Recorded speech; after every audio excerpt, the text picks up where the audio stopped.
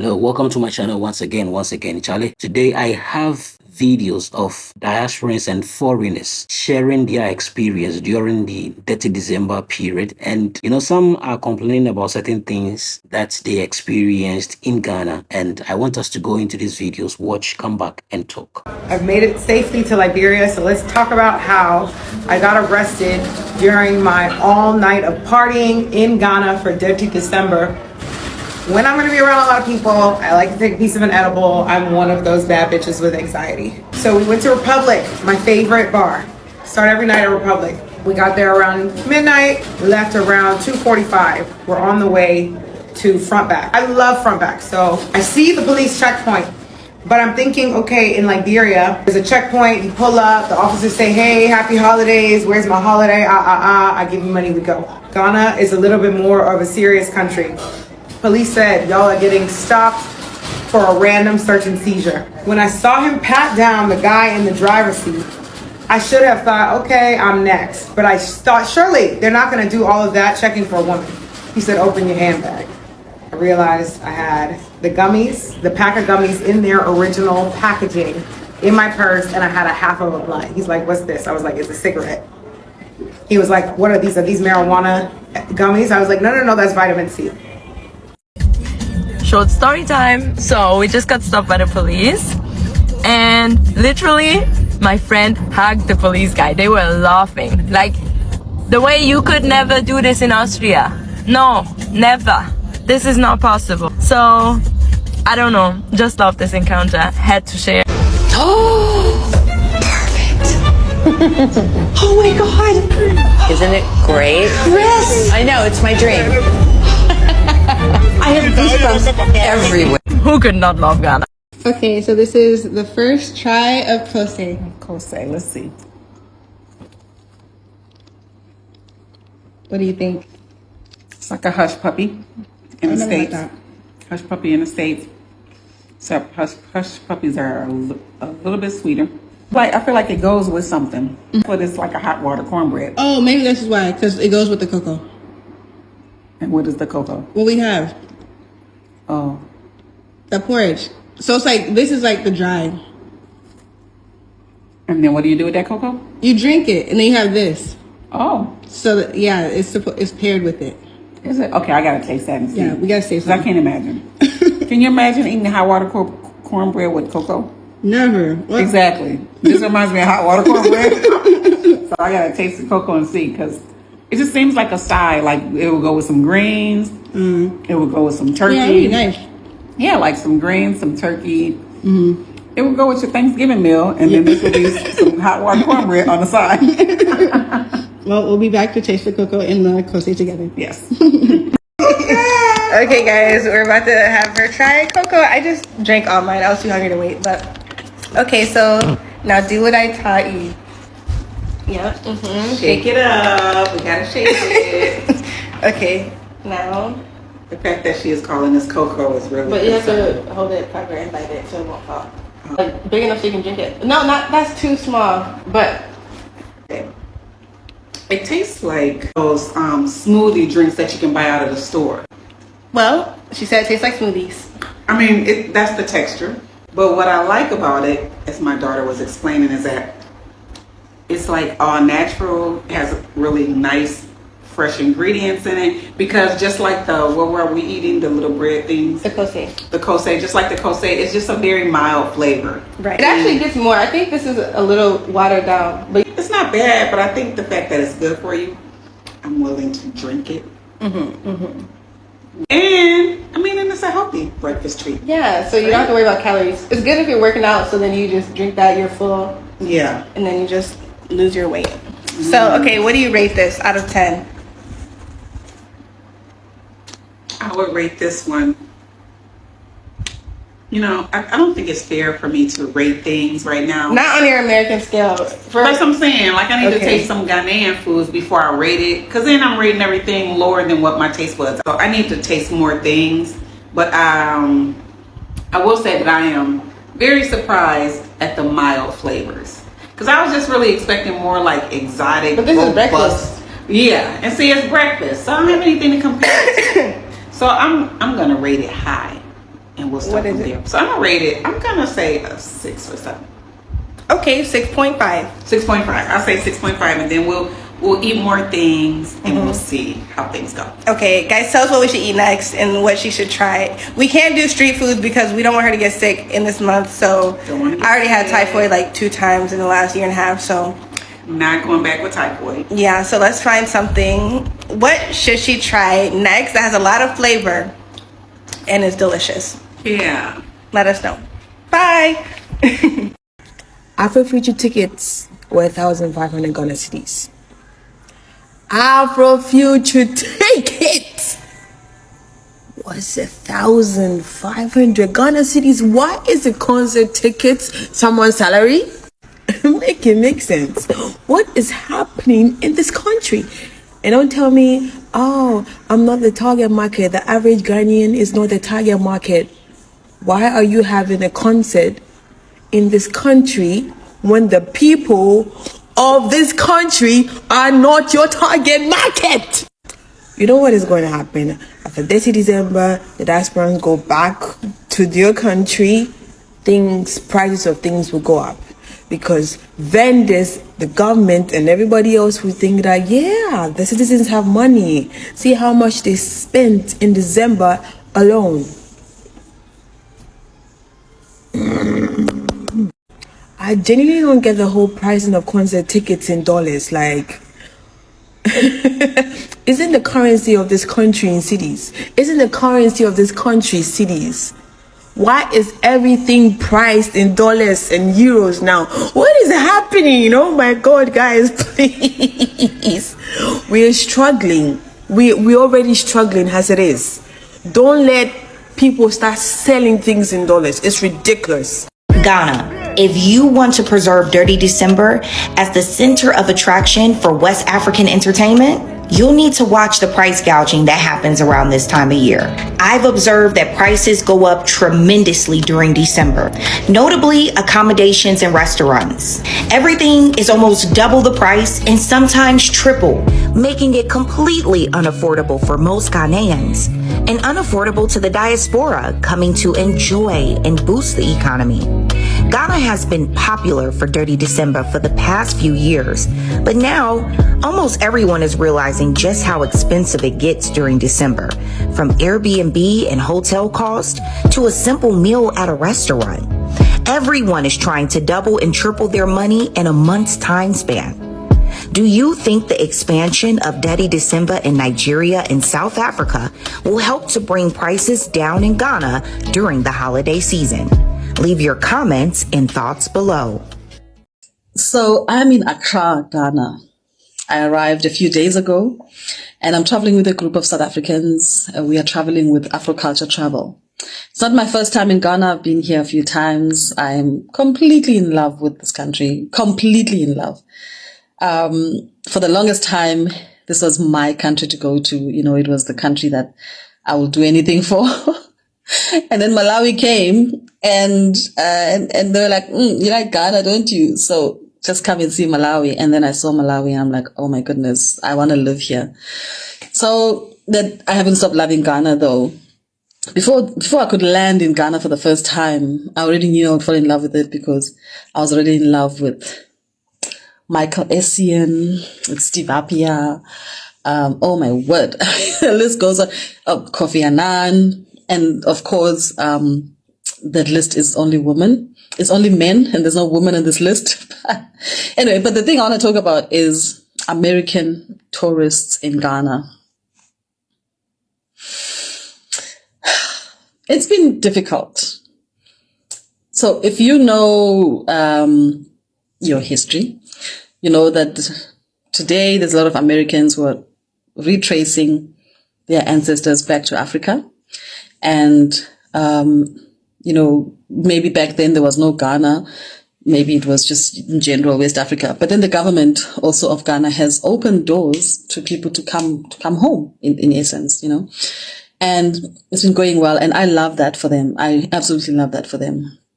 But as a tourist in Ghana, I wanted to just make this observation. So we've been traveling with our groups and the tourist sites are very specific. And so everybody goes there. You know that today, if you're doing a city tour, you're going to go to the Independence Square, Black Star Square, Kwame Nkrumah Museum. It's everything just like you would do in South Africa, you know. So we all go to the same place at the same time. But I kind of got the sense that Americans just want us to move out of the way when they arrive. It's like, I'm like, girl, not is kokile, you know, we also want to be here, you know, it's just, so anyway, maybe I'm trivializing it, but I've just gotten the sense that when we go to these tourist sites, when we stand there taking pictures, even their tour guides feels like they just want to rush everything and want to rush us out of the way. And it's very uncomfortable, you know, because we've all come to experience this country for different reasons. I completely understand the reason why Americans are here. I love it that they're here.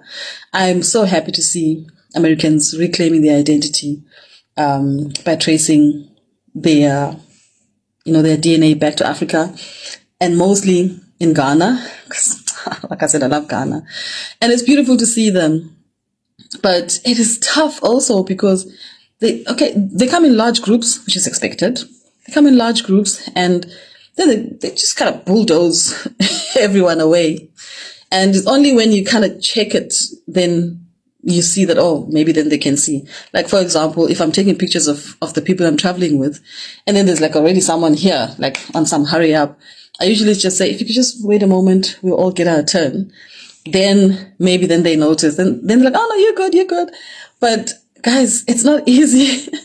Like we all love Ghana, and it's beautiful that we're all coming here, and we should do this every year. Come and converge in these countries. Come to Ghana, come to Senegal, come to Nigeria, experience the joy, the black joy, and also the history, you know. But then I also noticed that going to Cape Coast, so we drove to Cape Coast, where the slave castle is, where the actual transatlantic slave trade was taking place. Where you see the actual dungeons that people were kept in. I wrote an article for this on the Sunday Times. Let me know if you want it. I'll send you a link.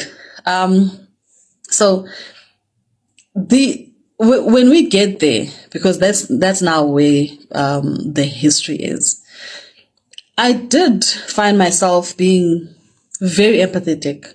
It was very difficult to watch them listen to what was done to their ancestors.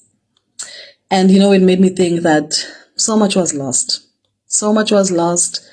So much pain was caused. And the pain has traveled generations. And you think about them living in the United States now, being American citizens, but also not feeling at home there, you know, but feeling like they're being hunted down sort of thing, you know. It was just very difficult to watch. And that kind of covered everything else up, you know. Then I started feeling like, okay, shame, you know, let me let them have their moment, because this is why they came, you know.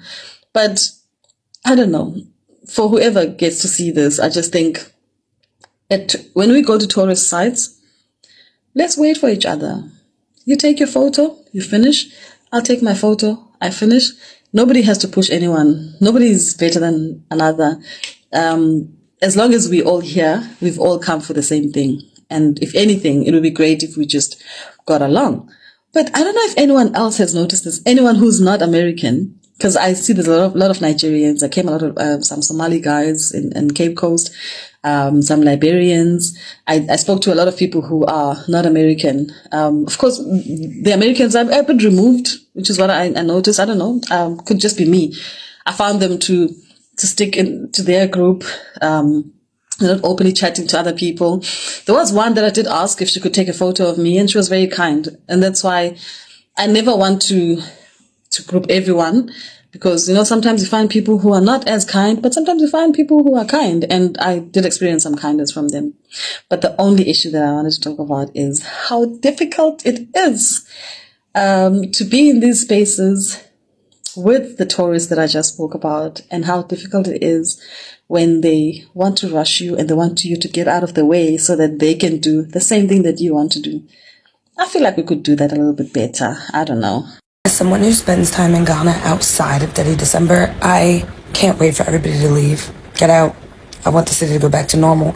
I want traffic to be normal. I want prices to be normal. I want to be able to just spontaneously walk into a place, not make a reservation. Everybody, pack it up, go home, get out, it's done. 30 December's over. I'm gonna rate Ghana. Food. Ghana is, I would say, 8 out of 10. Ghana has really good food. I am currently in France and I'm missing my eto, I'm missing my banku with okra stew and the kelewele and your sobolo, and there is so much food that I miss. Your cuisine, you have a lot of good flavors. You know how to put flavors into food. I just went to a restaurant and I had fish with rice. The rice, I tell you guys, was so bland. Like it was I was like, oh wait, I'm used to like fried rice, and also like just plain rice in Ghana tastes different than rice here. Or fruit, the mango, the papayas, the watermelon. You have nice, good tasting fruit also. That's something that I am also really missing. I like how there is a lot of possibilities in Ghana, and I like how diverse places are in Ghana. When it comes to pollution, minus 10, please. There is no dustbin. See, I'm walking here in the park. Can you see? Here, there is a dustbin. If in case I have chewing gum, if I have something with me that I need to get rid of, I can just place it there. They regularly come to take it. It's so clean. I don't know if you can tell here, like how clean it is and how well structured it is. Like, just to show you, there is this lane for bicycles, there is a lane for pedestrians, and then there is the street for cars, right? And I don't know if you can tell, but it is very, very clean. And this is how Ghana should be also. It is something that needs a lot of work on, but I can do a whole other video about this. What other things should I rate? Education.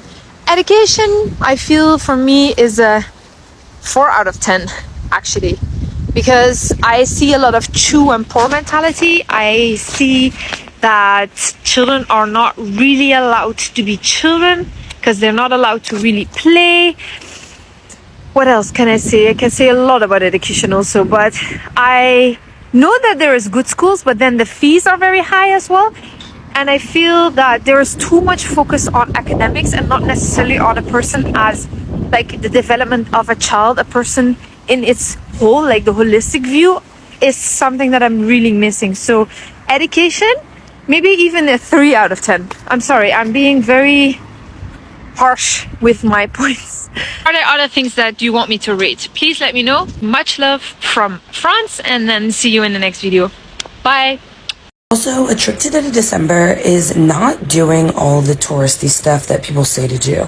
The trick to DETTY December is to do the things that you want to do. And I know that sounds obvious, but really it's like, if you don't want to go to Polo Beach Club a bunch, don't. There are so many other bars, restaurants, lounges, clubs that you can go to and have so much fun at. Some of my favorite off the beaten ones are like Aria, love it there. Seoul, love it there. When it comes to restaurants, I love me some Bistro 22. I love me some Kozo, some Sentoku. In Swumnam, a vibe. Alley Bar. Day 17 and 18 in Ghana. So on day 17, we went out to Rose Garden with my cousin. We hadn't seen her in like over a decade, so it was nice catching up and seeing her again. And we had some good food, and then we went home for that day. We didn't do anything the rest of the day. The next day we went to Happy Art Academy and we did some pottery. So here's me and my friend and then my sister, and then we started the class. Here's me trying to learn. And then it ended up raining for a little bit, but here's my pieces. And then we went to Chicken Man to try it. It was pretty good. And then we went home, got ready, and went to District 24 to end our night. Serious question. Does anybody want me to go back?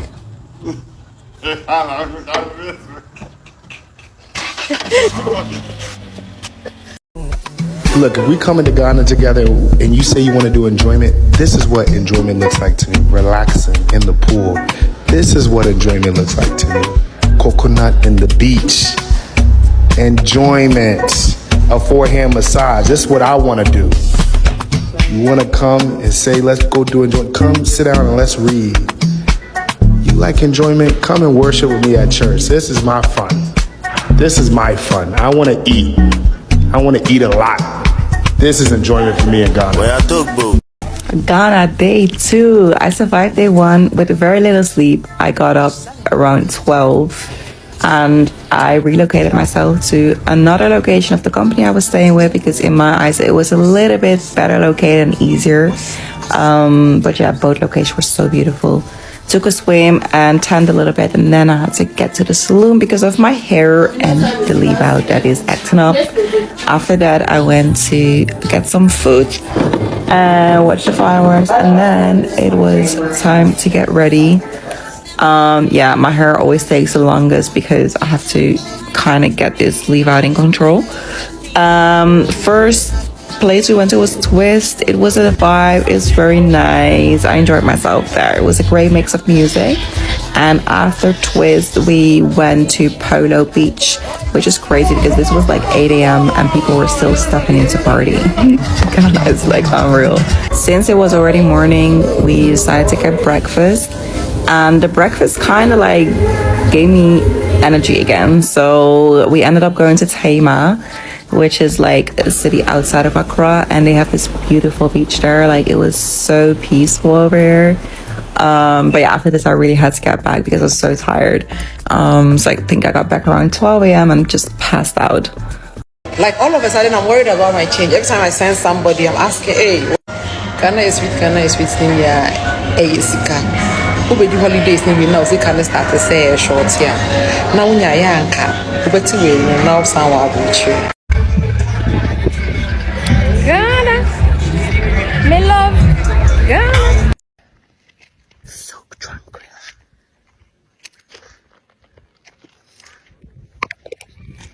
What else do you want? What else do you want, guys? What else do you want? Return to your lands. Oh, brothers and sisters, return to the land. This is a village in the Upper West region of Ghana, just by the border of Burkina Faso. It was home to my grandparents before they passed. I spent some time here as a child and I always remembered how free I felt, running barefoot through the dirt roads and playing with the local children. I was amazed at this way of life, so different to my own. I watched my granddad farming and the locals picking fruit from the trees, grinding a variety of grains which would later end up on our plate. Nature provides all here, from the neem trees to the mango leaves. Real natural medicine grows in abundance. Real organic food grows on their land. It's a simple but fruitful life. So this was my first waterfall massage. I had a wonderful experience. My masseuse was awesome. The environment was perfect. The way you guys made us feel was perfect with the fruit and just the backdrop and everything. And he was very professional. Everything has been very professionally done. And I would definitely recommend this experience. Thank you so much. And we're so honored to be part of your Ghana memories. Thank you. We appreciate it. Thank you. Can I get a hug? Yes. Yes, you know, I understand these ladies that were complaining about the prices of stuffs in Ghana or in Accra during the DETTY December. And I don't know why people choose to do some of these things. I don't know whether it's because African Americans and people from the diaspora or from other countries coming into the country, they just hike prices of everything, especially hotels. And I don't know why. Why don't you keep the same price? If the thing is like 1,000 cities, just make it 1,000 cities. Let people come enjoy, and it's all part of the experience for them. But when you know that they are coming and you just intentionally hike prices, it's not nice. Right now, Nigeria is also trying to do their DETTY December, and we know, all of us, we know how Nigeria is like when you talk about their standard of living or like their cost of living. Nigeria is a bit cheaper. South Africa, they are doing it. So if people get to see that, Charlie, these places are a bit cheaper, they will rather move there than coming to Ghana. You see? So Charlie, let's do our things well and just receive more visitors. Because if they don't come, no one is going to patronize. And the price that you are giving, Ghanaians cannot afford. The indigenous people, like the Ghanaians, cannot afford. So who is going to attend your program or whatever? You see? Let's do our things better. Thank you so much for watching.